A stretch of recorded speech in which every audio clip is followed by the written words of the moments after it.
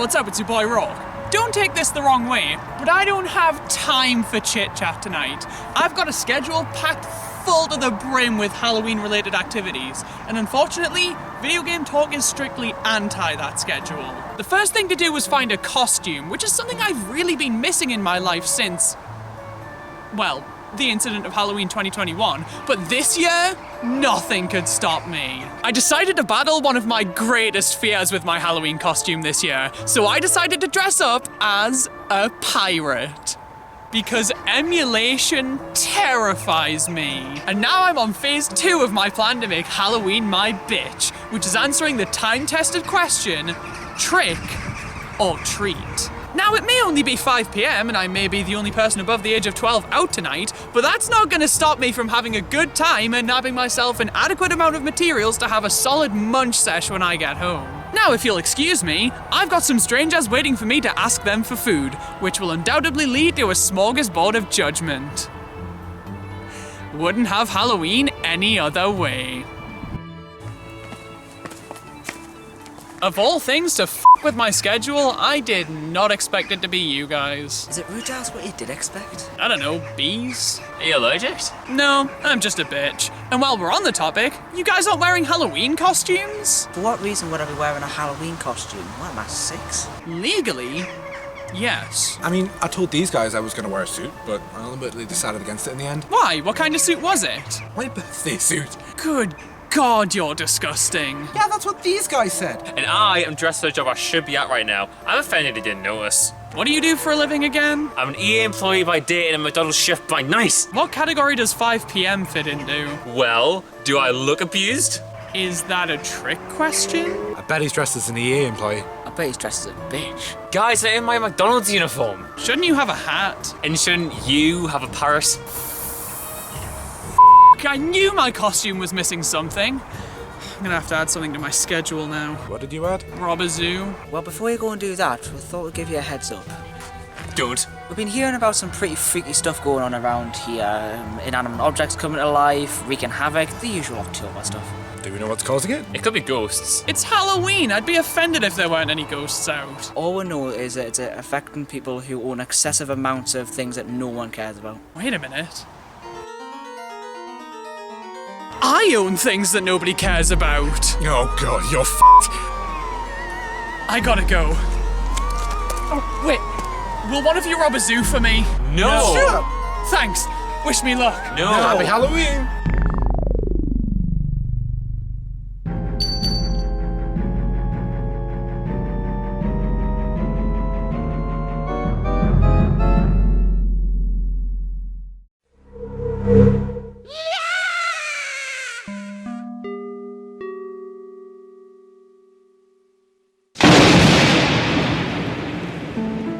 Video game betas. A conversation that every single game under the sun can fit into, and yet one that very few actually do. By definition, a video game beta is any build of a game prior to its full final release, while the game is still being tested, while new mechanics and concepts are still being experimented with. And a lot of times, before the game even exists in the public consciousness. Technically speaking, if a trailer shows anything other than the final version of the game, it's showing you a beta build. But there's definitely a certain image that comes to mind whenever somebody mentions a game beta. When people think about game betas, they typically think about versions of games that are drastically different than the final release. But a lot of times, that's not the case. Super Smash Bros. Ultimate had a playable beta build available at E3 2018, and the only real changes between this build and the final release later that year were some character icons and costumes. So while the betas of most games are shown off to some capacity during their reveal cycle, they're not what we're going to be focusing on today, or at least that's what the voices told me. As much as I'd love to talk about the beta of, I don't know, Kirby's Air Ride, these ghosts seem to have other priorities. So I guess the only way to let the ghosts of these games pass on for good is to talk about the many mysteries and oddities wrapped under the veil of their development. In order to set them free, I need to talk about their betas. So much for my fun-filled Halloween schedule. I'm keeping the costume on. F Fuck it! Video game betas aren't often something that are supposed to be seen by the public, and as such, even when some games do have beta builds that we can look at, there usually isn't a great deal on offer. However, that can sometimes be made up for by concept art that allows us to better piece together what the beta version of a game could have looked like. Take for example, Splatoon on the Wii U. At the Game Developers Conference, or GDC, in 2018, Nintendo showed off an insanely early beta build of Splatoon, before it was even Splatoon. Tofu Prototype was an early build of Splatoon that saw a block of tofu that shot paint out of its nose onto the surrounding environments. You may laugh, but based on the sales of Triangle Strategy, I think Tofu Prototype could have been quite the success. It's primitive as all hell, but at its core, this is Splatoon. All of the fundamental building blocks that the original game is based on are here, and I find it really interesting that they had the basis of this game nailed down by the first beta build they made. Now this isn't all we know about the beta builds of Splatoon. We also know what the tofu became before Inklings were settled on. Allow me to introduce you to Generic Human and T-Shirt Bunny. I'll take the tofu. For a lot of games, we never really get a good look at their betas and the differences between those builds and the final product, more than just the stuff that gets shown off in trailers. And 90% of the time, the changes made aren't anything too monumental. But in some cases, we're able to dig into the files of a game to uncover leftover assets from what the game could and would have been. Yoshi's Island is a perfect example of this. If you look at the trailers for the game around the time of its release, you'll not only find gluttony, but you'll also find a build of the game that's pretty damn similar to the final product. Many years after the game released, fans began to dig into the files of this game, and were able to uncover some unused assets. A lot of the stuff here isn't particularly earth-shattering. You mean to tell me there were dragon coins in this game? You mean to tell me that nippers used to look like piranha plants? You mean to tell me you don't care? But some of the stuff uncovered was absolutely fascinating. We had some unused transformations, such as Yoshi the Airplane, Yoshi the Mushroom, and Yoshi the Tree, and we also had a sprite of Baby Mario crawling. For a long time, we never knew what the intended use for this sprite was, and it seemed like there was no way we were ever gonna find out. But in June of 2020, that was all changed by the Giga Leak. The Giga Leak is a term that fans coined for the massive data leak that Nintendo experienced as early as 2018, but didn't really start to become more widespread until 2020. This leak contained gigabytes worth of early builds of games, associated assets, design plans, stuff that Nintendo would never release under normal circumstances. And one of the games prominently featured here was Yoshi's Island. From this leak, people were able to compile a full prototype build of Yoshi's Island, which was absolutely jaw-dropping to see. This build featured a drastically different interface than the final product, as well as a bunch of different mechanics, such as certain parts of the environment being able to be eaten, and creating eggs by stomping on enemies rather than swallowing them. But within this build of the game, we were able to find the purpose of the crawling Baby Mario sprite. Originally, if Yoshi was to get hit by an enemy, instead of Baby Mario f***ing off into a bubble, he would crawl around the level until you were able to save him. This is ridiculously cool to me. This sprite was known to us for years, and we just had to take wild guesses as to what it would have been used for. And just like that, we no longer had to guess. We got to see it in action all these years later. As far as I understand it, this beta build is fully playable, so if you want to experience this beta firsthand, that's something you can do, which is an incredibly rare, but truly beautiful thing. Another game whose beta we were able to build a clearer picture of thanks to the Giga Leak was Super Mario 64. Now, unlike Yoshi's Island, we already had a substantial amount of beta footage for this game prior to 2020. It was the premier showcase game for the Nintendo 64 since that system was unveiled. So it's only natural that we ended up with a lot of beta footage for this one. I think the most interesting thing for me personally about Beta Mario 64 is Mario's voice. This was before Nintendo settled on Charles Martinet as the permanent voice of Mario. So they used voice clips from the Warner Brothers sound effects library, predominantly featuring the voice of Mel Blanc. I don't know know why, but this is so intriguing to me. Hearing Mario with a different voice is freaky enough under normal circumstances. But hearing him with Warner Brothers sound bites in Mario 64? That's a whole new level of bizarre that I find to be absolutely mesmerizing. The overall look of the game changed a lot from the beta too. All of the user interface icons went through several revisions, a personal favorite of mine being the clock hand health meter, and the look of the main room in Peach's castle changed pretty dramatically too. But by far the most interesting part of this game's beta is someone who was never even there. Luigi in Mario 64 has been a hot topic surrounding this game since its release, with dozens upon dozens of rumours on how to unlock him, mods and mock-ups of what he might have looked like, and of course, the infamous L is real 2401. Now this wasn't just baseless speculation. Miyamoto confirmed in an interview that not only was Luigi planned to be in the game, but the game was initially developed as a fully multiplayer title. Nintendo had built working versions of this game with both Mario and Luigi running around on simple flat environments, but due to the hardware limitations of the Nintendo 64, they began to encounter issues when the environments became more complex. So rather than keeping the levels flat, simple, and boring, Nintendo opted to scrap Luigi from the game entirely. So, how does the Giga Leak tie into this? Well, one of the biggest discoveries in this leak was the model for Luigi in Super Mario 64. Roughly 24 years and 1 month later, L was real. Yeah, and I'm about to be stabbed. This was a mind-blowing discovery, giving players tangible evidence of something they'd merely speculated since the release of the game. This was potentially one of the biggest events in video game beta history. Now, the people trying to turn the Mario 64 beta into a creepypasta, come sit down, let's have a chat.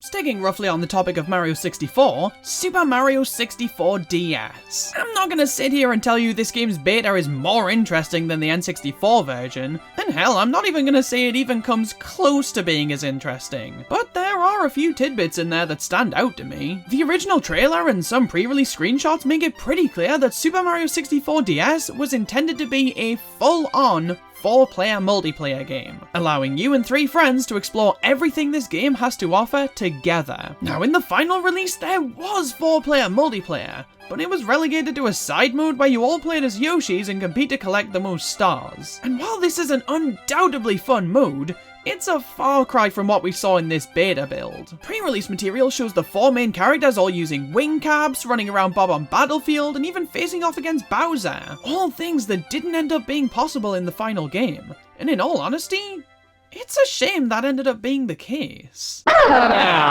Super Mario Galaxy is a game whose beta we actually know a decent bit about. There are heaps and heaps of footage of this game's beta, but unfortunately, it's all of the same exact build. This version of Mario Galaxy was shown off at E3 2006, and actually featured a lot of planets that would be found in the final game. We have the opening planet of Good Egg Galaxy, Captain Olimar's ship from Space Junk Galaxy, the Mega Leg boss fight, all of which were never seen in the same galaxy in the final release. Now, it's likely that they were organized this way simply for demonstration purposes, to give attendees a nice sampler of what the game had to offer. But the demo opens up with a completely unused planet, referred to as Star World. This is incredibly cool. It seems like it was intended to be part of the Good Egg Galaxy, hence the giant space eggs everywhere, but its layout is remarkably similar to the final version of Honey Hive Galaxy. That's wicked cool! Also, this was at a point in Mario Galaxy's development before Lumas. We instead had galactic toads, who would turn into bunnies in order to move around the level more quickly and organically, which would end up carrying over to the Lumas in the final product. Alright, 5 ghosts down, 4 to go. The betas we've looked at so far have been absolutely fascinating, more so than I ever thought a corpse could be. But if you ask me, when it comes to video game betas, there is one generation of gaming that eclipses absolutely every other, undoubtedly. The GameCube generation!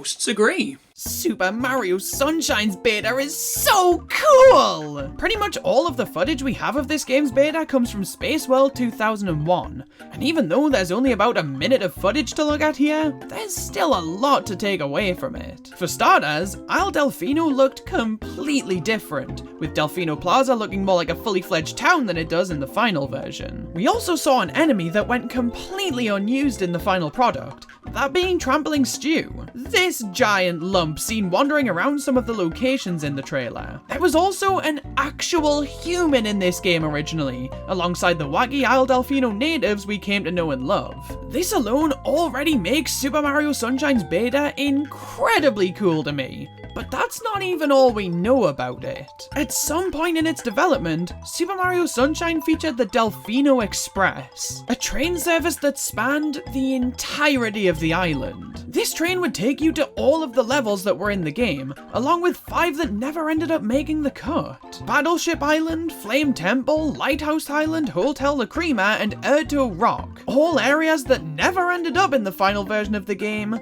that could be accessed via train. Mario would be able to collect tickets for each of the game's areas, which would then allow him to use the Delfino Express to access them. But it's unclear how these tickets were obtained. It's crazy to think that Super Mario Sunshine almost had an entirely different progression system, and a completely different way of traversing to each of the game's levels. I nearly had to live with the knowledge that Mario and trains can coexist in the same universe, which is a horrifying thought, to put it lightly.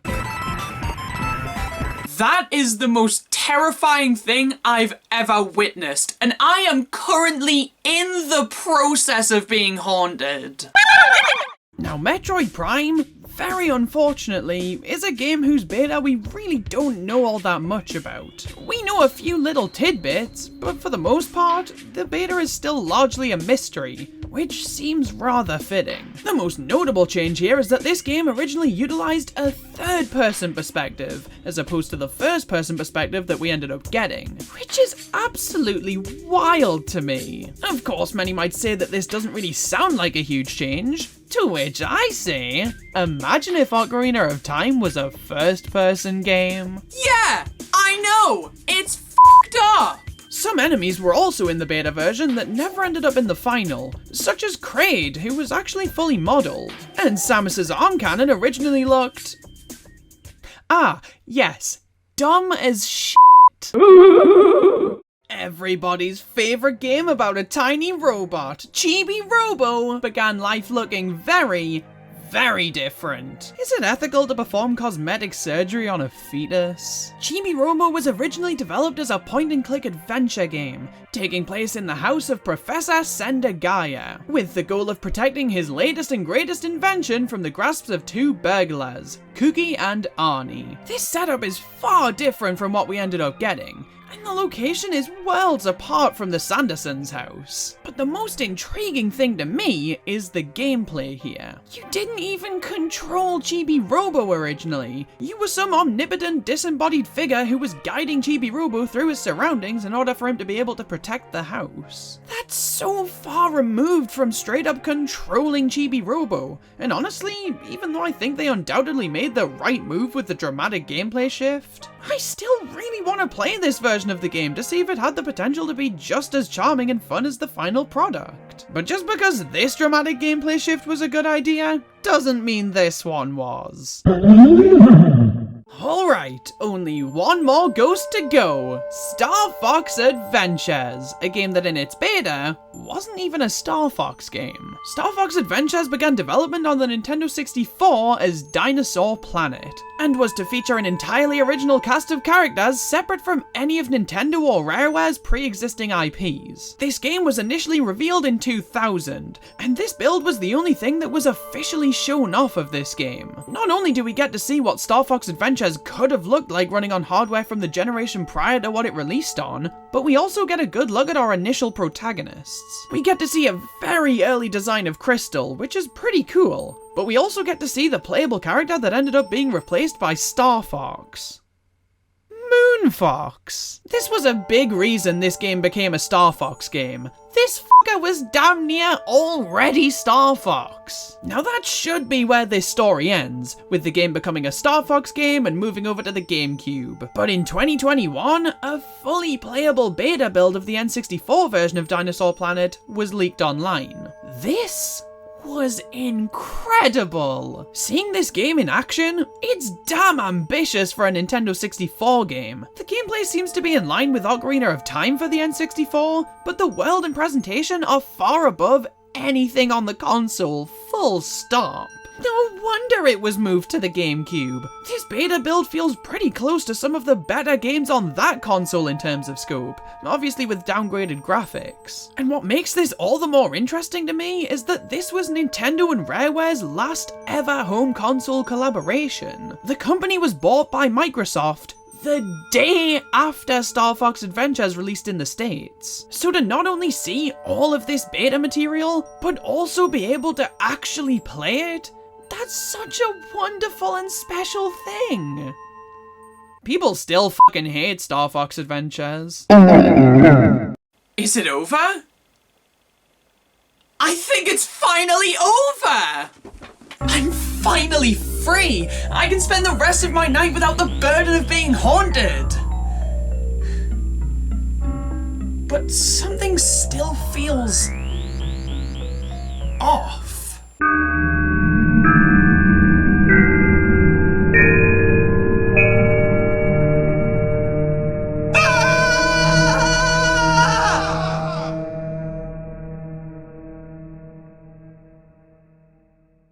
This is it. The video game beta to end all video game betas.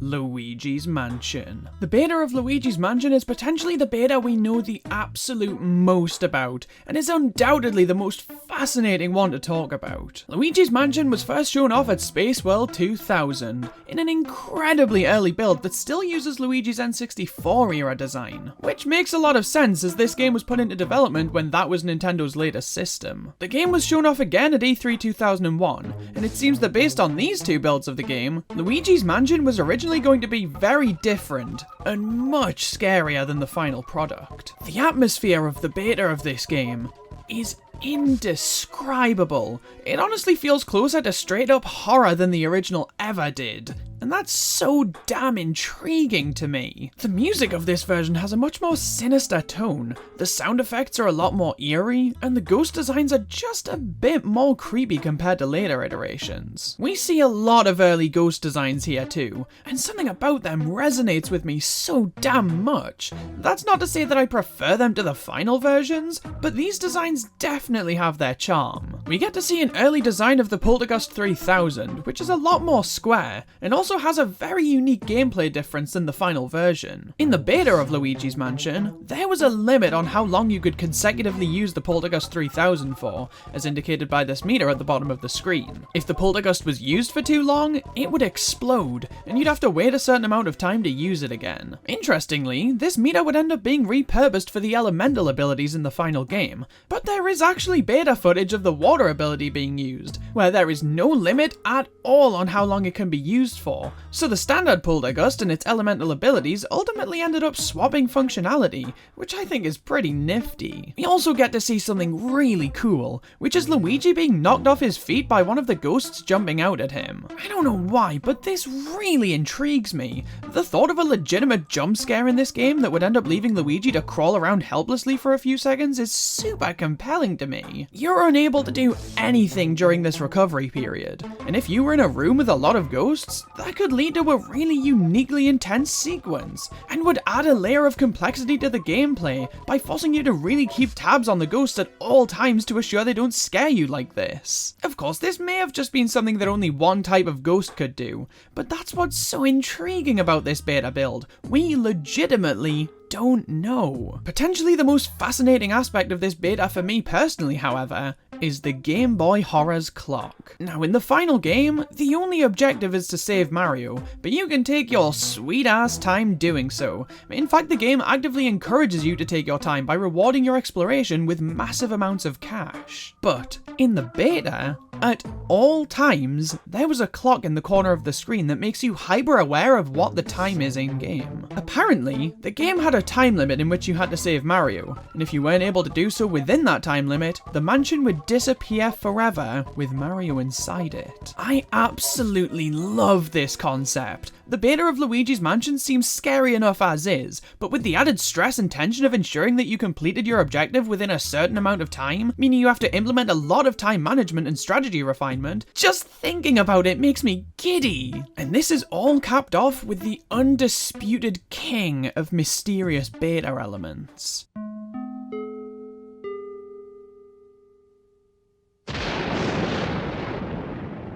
Generally referred to as Depressed Luigi, this is widely believed to be a cutscene that would play if the player failed to save Mario in time, and is seen in both the Space World 2000 trailer and the E3 2001 trailer. Now, it's never been confirmed whether this was its actual intended use, as it was only ever seen in these trailers, but I couldn't think of a better way for it to be implemented. This is a haunting image. It's enough to give me chills all on its own, but thinking about the context surrounding it is a whole other story. This image depicts Luigi, happy-go-lucky Luigi, in emotional ruin, after being forced into a quest where he was in way over his head, and after losing the one thing he loves more than absolutely anything in the world, his older brother Mario. If nothing else does, this proves to me that Luigi's Mansion was on track to be a much darker and much scarier game than it ended up being, and I am utterly infatuated with what we almost had. I could go on for hours about this beta because it truly is a treasure trove of mystery and intrigue. But at the end of the day, we'll never truly know everything that this beta had to offer, which in a way is oddly beautiful. But that doesn't just go for Luigi's Mansion. All of the betas I talked about today, and the ones I didn't, they're all just as worthy of discussing as each other and the games they ultimately ended up becoming. Just because the final products of a lot of these games ended up being fantastic in their own right, doesn't mean it's any less warranted to dig into the depths of their development. In fact, if anything, doing so can help nurture a greater appreciation for the game that we ended up getting. And because of that, I'll always cherish video game betas. They're a constant source of wonder for me, and the fact that I'll truly never know everything about any given one of them tells me that I'll never stop being blown away by what I end up discovering.